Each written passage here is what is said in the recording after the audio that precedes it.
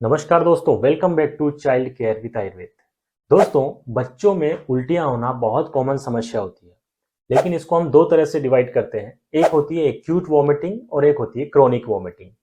Acute vomiting जहां पर कि बच्चे को उल्टी केवल 1 से 2 दिन से उल्टी हो रही है, उसे हम एक्यूट वॉमिटिंग कहते हैं।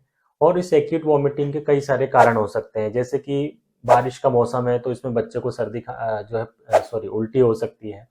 बच्चे को बाहर का खाना बच्चे ने कुछ खाया है इन्फेक्टेड, उसके कारण बच्चे को उल्टी हो सकती है। या आप कह सकते हैं कि स्टमक इन्फेक्शन हुआ है, फूड पॉइजनिंग हुई है, उसके कारण बच्चे को उल्टियां हो सकती हैं।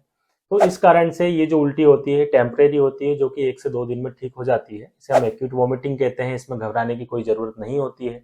इसके लिए मैंने एक आसान सा वीडियो बनाया है बच्चों में उल्टी रोकने के घरेलू उपाय, वो आप देख सकते हैं।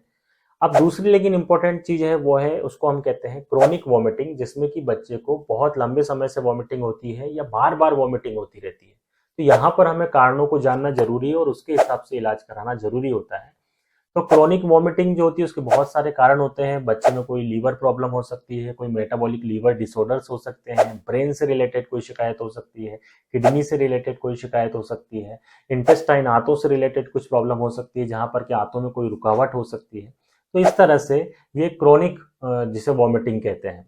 तो यहाँ पर वॉमिटिंग को रोकना बहुत जरूरी है, क्योंकि यदि बच्चे को कंटिन्यूअसली वॉमिटिंग आएगी तो बच्चे के शरीर में पानी की कमी हो जाती है और बच्चे को डिहाइड्रेशन हो जाता है।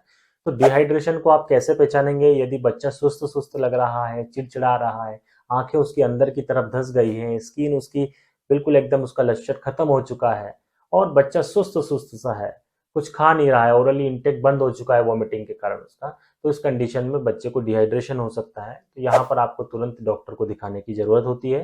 तो वॉमिटिंग यदि क्रोनिक है तो आप उसका जरूर अच्छे से चेकअप कराएं, पता लगे कि किस कारण से है और उस कारण को आप दूर करें, उससे ये शिकायत पूरी तरह से खत्म हो जाती है। जय हिंद।